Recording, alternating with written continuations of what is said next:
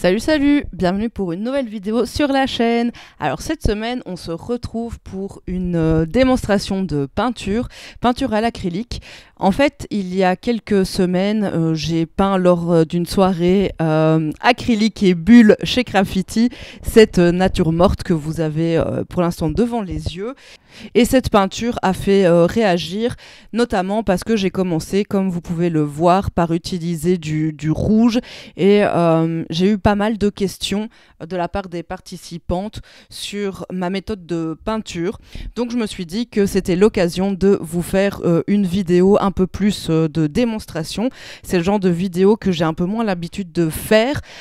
Mais si ce genre de vidéo vous plaît, n'hésitez pas à me le faire savoir en commentaire et surtout à me dire ce que vous aimeriez voir exactement. Je suis encore un peu en recherche sur ce genre de format, donc vos retours me seraient très utiles pour cela. Comme d'habitude, si tu aimes mon travail, n'hésite pas à t'abonner à la chaîne, à partager mon contenu, à me laisser un petit pouce en l'air et un commentaire. Vous savez que j'y réponds toujours avec grand plaisir. Alors, je l'avais mentionné dans une précédente vidéo que je travaillais sur une nature morte et finalement j'ai décidé de prendre cette opportunité pour peindre cette nature morte avec vous. J'ai donc fait un petit arrangement dans mon salon, éclairé tout simplement à la lumière naturelle plus un ring light en lumière froide. Je n'ai pas poussé vraiment la lumière sur cette composition. Mon but était surtout de vous faire une démonstration et aussi d'étudier un peu plus l'art de la nature morte que je ne pratique pas très souvent. Alors en termes de matériel, notre support sera une feuille A3. Il s'agit de papier mix média de la marque Clairefontaine dans leur gamme Paint On. Comme vous pouvez le voir, je l'ai maintenu sur mon plan de travail avec du scotch tout simplement. Ensuite, on aura également besoin de 2 récipients différents avec de l'eau. J'essaye toujours d'avoir un récipient avec de l'eau claire et un récipient pour nettoyer mes pinceaux. Une palette, de l'essuie-tout, des vieux linges pour essuyer les pinceaux. Et quelques pinceaux, je fais ma présélection en amont. Il va donc y avoir 2 pinceaux biseautés de formats différents, un petit pinceau à poil dur rond, un pinceau rond à poil souple cette fois-ci, un pinceau plat à poil souple et un pinceau plat à poil plus rigide. En termes de peinture, je choisis également ma palette et je vais choisir mes différentes couleurs desquelles je ne dévierai pas. Donc tous les mélanges seront réalisés à partir de ces couleurs-ci. Alors j'utilise de la peinture acrylique. Dans la marque Amsterdam, nous aurons le jaune-vert qui est le 243, le bleu primaire, donc cyan primaire, le numéro 572, du ocre jaune, le numéro 227, un magenta primaire, le numéro 379. Mon blanc est un blanc Lefranc-Bourgeois, c'est un blanc de titane. Et ensuite, j'utilise également du gris de Payne, qui est également du Lefranc-Bourgeois. Alors dans un premier temps, je vais poser les grandes masses de ma composition. Pour cela, j'aime toujours bien utiliser une couleur chaude ou en tout cas une couleur vibrante, quelque chose qui va vraiment apporter de la richesse dans le fond. Il m'arrive également quand je travaille sur toile de recouvrir d'abord toute la toile de peinture. Je ne l'ai pas fait dans ce cas-ci pour ne pas surcharger le papier, mais je pense que si on avait travaillé sur toile, je n'aurais pas hésité à mettre un fond coloré sur toute la toile. Et ensuite, comme je le fais ici, esquisser avec une couleur bien vive, bien vibrante, ma composition. Ça me permet de mettre en place mes grandes masses, mes grands volumes, de rectifier si nécessaire. Comme vous le voyez ici, j'ai décidé de remonter un petit peu toute la composition parce que je trouvais un peu trop basse de prime abord sur ma feuille.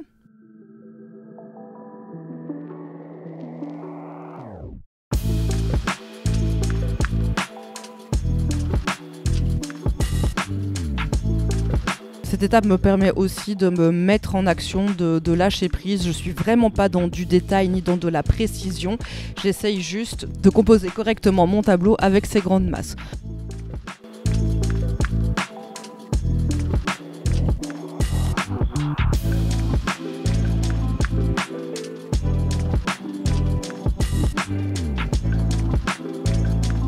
Ensuite, eh bien, je suis venue mettre les grands aplats de couleurs pour le fond et la table. Donc je viens remplir tout mon fond avec du gris de Paint, assez dilué, hein. Comme vous pouvez le voir, là on est vraiment sur la sous-couche. Le but c'est simplement de marquer les grandes zones de notre tableau.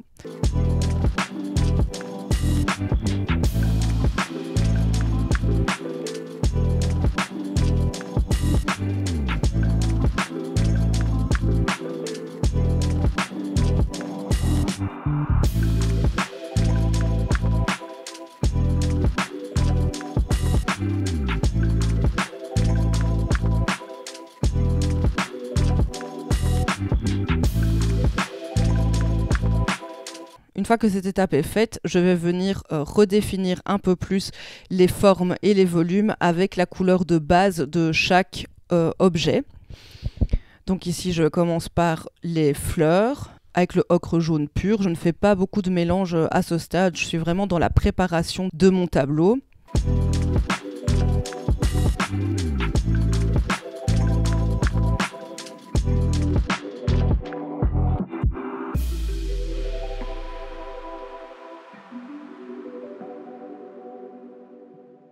Je marque les éléments qui me paraissent importants pour pouvoir me repérer au fur et à mesure de ma peinture.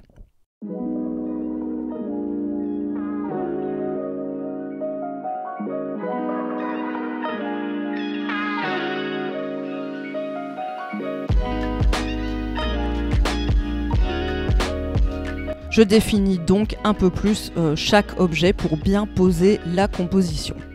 Pour l'instant, pas de mélange de couleurs, on ne se prend pas la tête sur les différents tons. L'idée, c'est vraiment de venir marquer les couleurs de base de chaque objet.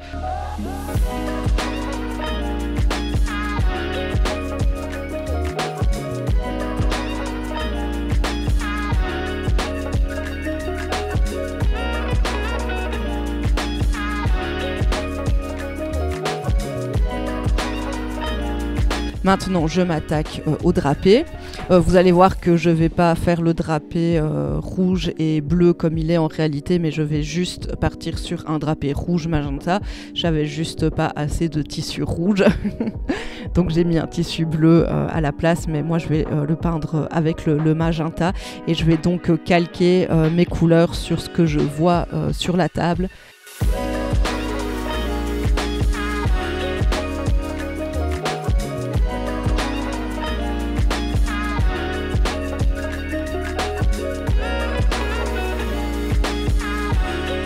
Cette étape est aussi l'occasion pour moi de déjà penser au design des éléments, quelle place chaque élément occupe, quelle place j'ai envie de donner à chaque élément.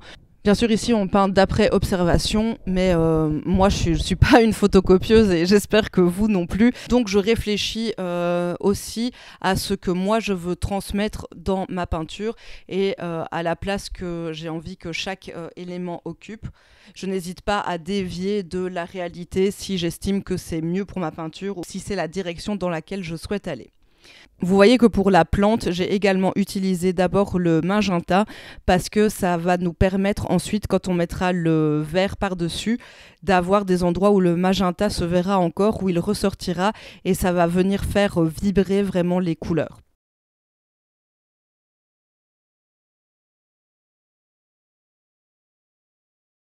Une fois que ça c'est fait, eh bien, je repasse une couche sur le fond parce que là, ma composition est bien en place, donc je peux déjà dégager cette grande partie de tableau qui restera vide. Ça ne veut pas dire qu'elle va rester inintéressante en termes de coups de brush et en termes de variation de couleurs. En tout cas, il n'y aura pas d'autres éléments, donc je peux déjà venir mettre une seconde couche pour bloquer tout ça.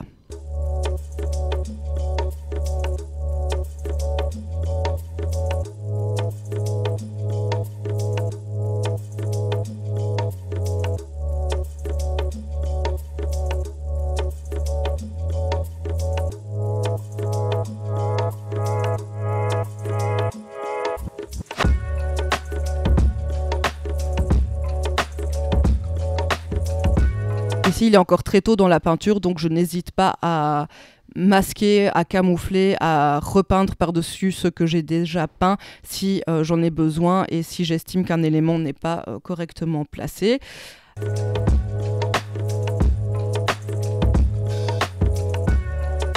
Ensuite, je viens mettre ma couleur de base sur la plante. On est vraiment dans cette idée de mettre les couleurs de base sur chaque objet et vous allez voir que je fais des allers-retours entre les différents objets. J'aime bien travailler ma peinture dans sa globalité. Chaque partie du tableau en soit plus ou moins toujours au même stade. Je ne vais pas par exemple bien finir, bien polir une partie du tableau, une partie de la peinture et laisser le reste à l'état d'esquisse ou de croquis. J'aime bien toujours travailler le tout en même temps. Ça permet aussi de garder un œil un peu frais sur ce qu'on est en train de faire. Donc voilà, là je suis en train de placer les différentes feuilles de ma plante. Je mets déjà quelques petites variations de couleurs pour marquer dans un premier temps les lumières.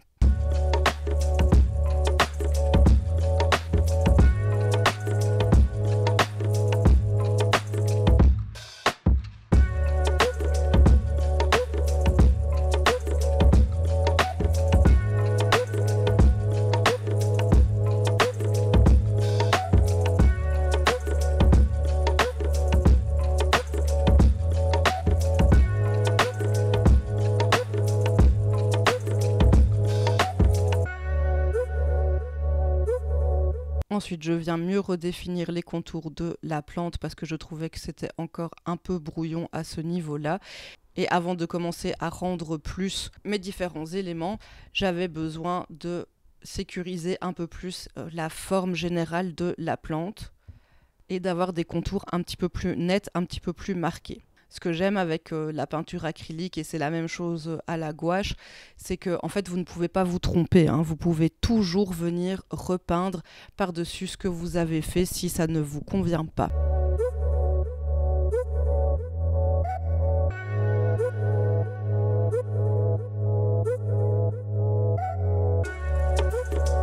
Donc de la même manière que je l'ai fait pour la plante, je vais maintenant marquer les différents volumes de mon tissu, les plis, les circonvolutions, apporter de la diversité dans la forme, dans les valeurs et donc dans les couleurs de mon tissu. Vous voyez que je viens mélanger différentes teintes, bon, toujours avec mon magenta de base, et je vais le mélanger avec le bleu et le gris de Paint pour venir le foncer et avec du blanc pour l'éclaircir. L'idée dans cette étape, c'est vraiment de marquer grosso modo les volumes, de voir ce qui appelle mon œil directement et de le poser sur le papier. Mais je ne suis pas encore dans un rendu très poussé. Je vais donc faire la même chose pour mon bocal de fleurs. Je viens marquer ses contours, je viens redessiner sa forme et je marque également les grands aplats de couleurs que je vois. Les marques en fait qui attirent mon œil dans un premier temps. J'essaye toujours de travailler des formes les plus grosses aux formes les plus petites et je fais comme ça des allers-retours entre mes différents objets, entre les différentes parties de ma peinture.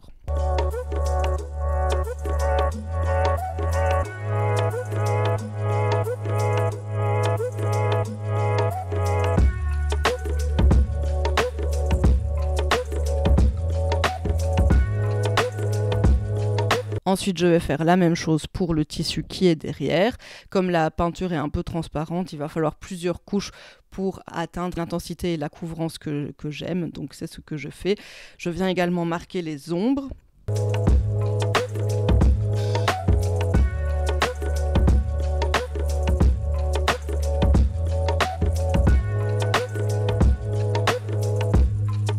Et je vais en fait ainsi de suite construire ma peinture et mon tableau en passant d'un élément à l'autre, en ajoutant de plus en plus de détails, toujours dans une recherche d'expressivité. On est ici dans le cadre d'un exercice. Comme je l'ai dit, je ne suis pas là pour faire une photographie de la réalité, mais c'est un exercice qui me permet d'apprendre, qui me permet de chercher un style et un rendu qui me plaît, quelque chose d'expressif, quelque chose de loose. J'en profite pour essayer de jouer avec les différents pinceau et voir les différentes marques que je peux avoir avec mes pinceaux pour créer du détail, pour créer des effets comme je l'ai fait ici sur la nappe.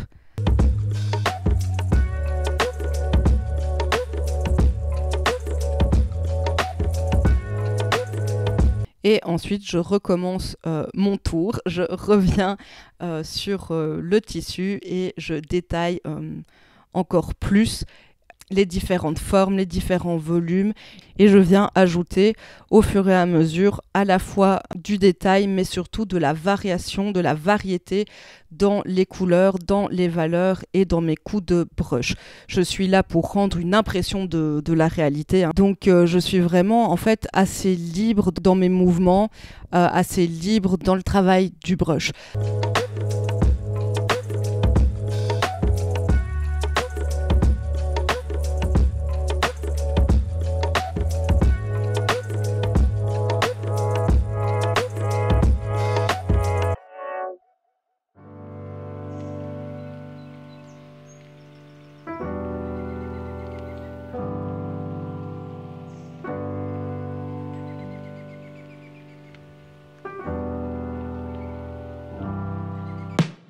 Je ne vous ai pas filmé ici cette première passe sur les fleurs sur les fleurs séchées qui sont dans le bocal parce que vous allez voir qu'après je vais venir complètement retravailler par-dessus, notamment parce que j'ai oublié de travailler le tissu qui est en dessous. Donc comme on est à l'acrylique, j'ai décidé de travailler directement par-dessus ce que j'ai fait. Ce n'est pas grave, je recommencerai. Donc je donne un petit coup sur le crâne pour marquer les volumes, pour marquer les différents éléments, pour venir jouer sur un contraste chaud-froid. Je fais la même chose pour le tissu sur la table et sur le mur, sur le fond en tout cas. C'est quelque chose de très important pour donner du volume, pour donner du réalisme. C'est de jouer avec les différentes tonalités de couleurs sur vos différents éléments. Vous allez avoir des rouges plus chauds, des rouges plus froids.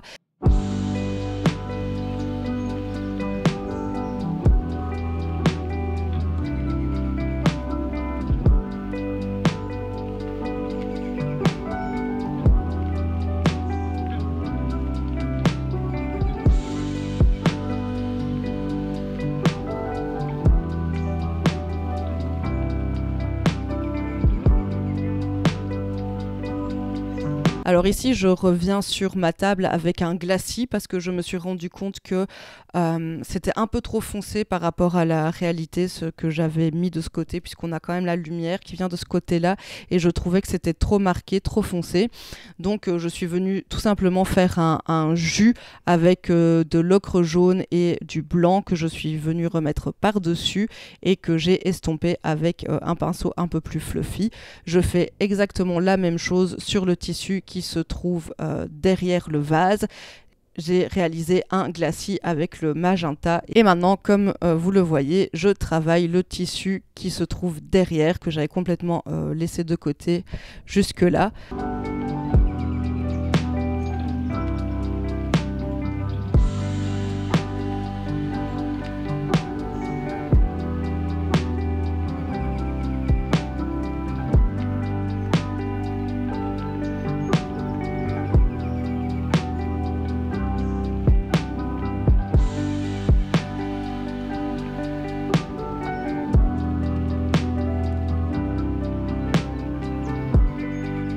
Et ensuite, maintenant, va venir la phase vraiment de détail puisque tous mes éléments sont déjà bien mis en place et ont déjà été travaillés dans la globalité.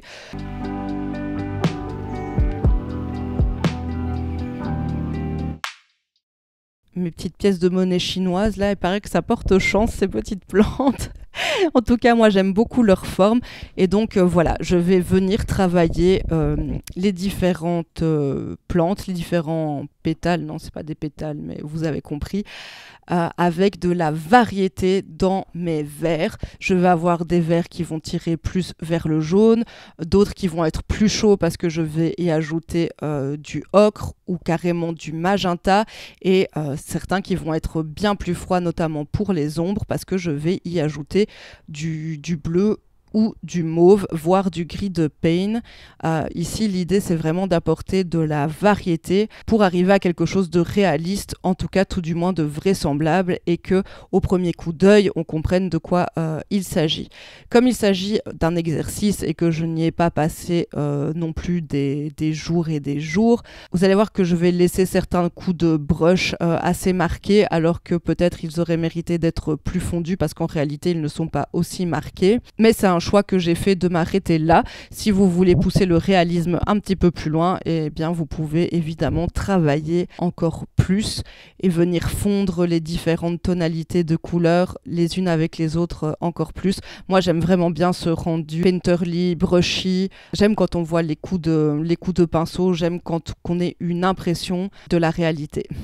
Et comme on peut le voir sur les images, notre magenta qui était donc en dessous dans notre première couche de peinture ressort à certains endroits parce qu'il n'a pas été recouvert, ou tout simplement parce qu'on le voit par transparence en dessous du verre, et c'est quelque chose que j'aime beaucoup parce que je trouve que ça fait vibrer vraiment les couleurs, ça amène de l'intérêt supplémentaire à la peinture, en tout cas à mon sens.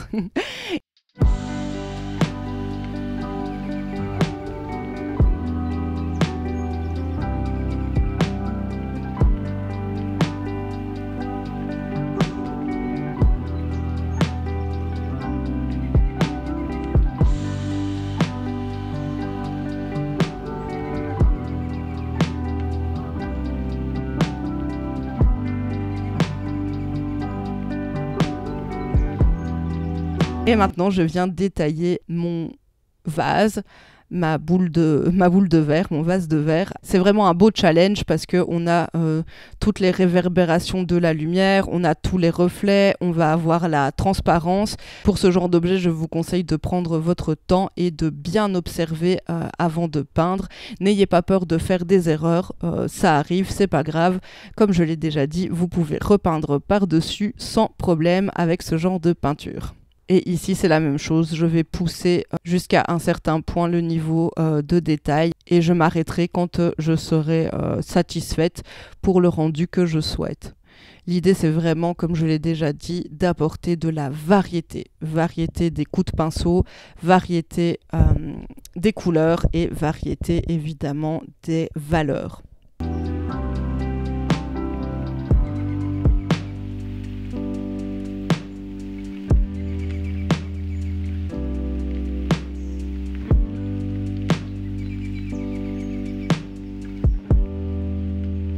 Vous voyez que j'ai travaillé à 90% avec les pinceaux que je m'étais choisis et avec des pinceaux relativement gros, relativement épais. C'est quelque chose que je remarque beaucoup chez les débutants, ou en tout cas chez les personnes qui n'ont pas l'habitude de peindre. Quand je donne des ateliers, en général, on a tendance à prendre des pinceaux très très petits, et personnellement je trouve que c'est contre-productif, surtout dans les premières étapes d'une peinture, parce que plus votre pinceau va être petit, plus vous allez avoir envie de vous concentrer sur les détails, alors que ce n'est pas du tout ce qu'il faudrait faire. Comme vous l'avez vu sur cette peinture, vraiment je vous conseille de commencer du plus gros au plus petit, des grosses masses au détail, et on a vraiment beaucoup de travail à faire avant d'en arriver aux petits détails, aux détails très très fins. D'ailleurs, pour cette peinture, je n'ai pas du tout utiliser de pinceaux très petits, très fins. Si j'avais poussé le travail encore plus loin, si j'avais peut-être travaillé 2, 3, 4 heures de plus sur cette peinture, bien sûr, à un moment donné, ce serait arrivé. Et enfin, voilà, je vais terminer avec le bouquet de fleurs séchées. Je travaille d'abord avec des grandes masses, chaudes et froides en fonction de ce que j'observe, de ce que je vois, et ensuite je viens avec des touches un petit peu plus petites. J'essaye de travailler des zones les plus foncées aux zones les plus claires dans ce cas-ci, mais je pense que de manière générale c'est comme ça que je travaille, du foncé vers le clair.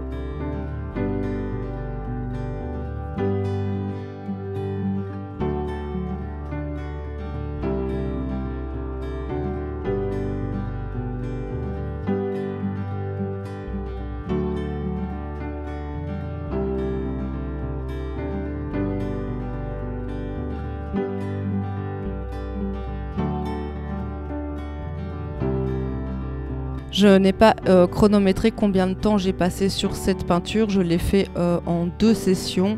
Je dirais que j'y ai passé 5 ou 6 heures, voilà, 5 ou 6 heures je pense. Et voilà, notre peinture est terminée. N'hésitez pas à me dire ce que vous en pensez en commentaire. Et n'hésitez pas également à me dire si ce genre de vidéo vous plaît, s'il y a des choses que vous aimeriez que je vous filme ou peut-être que je vous explique un peu plus en détail. Enfin voilà, je suis preneuse de toutes vos idées. Je vous remercie d'être resté avec moi jusqu'ici. J'espère que cette démo vous aura plu. Je vous fais plein de gros bisous et je vous dis à la prochaine dans une prochaine vidéo. Salut, salut!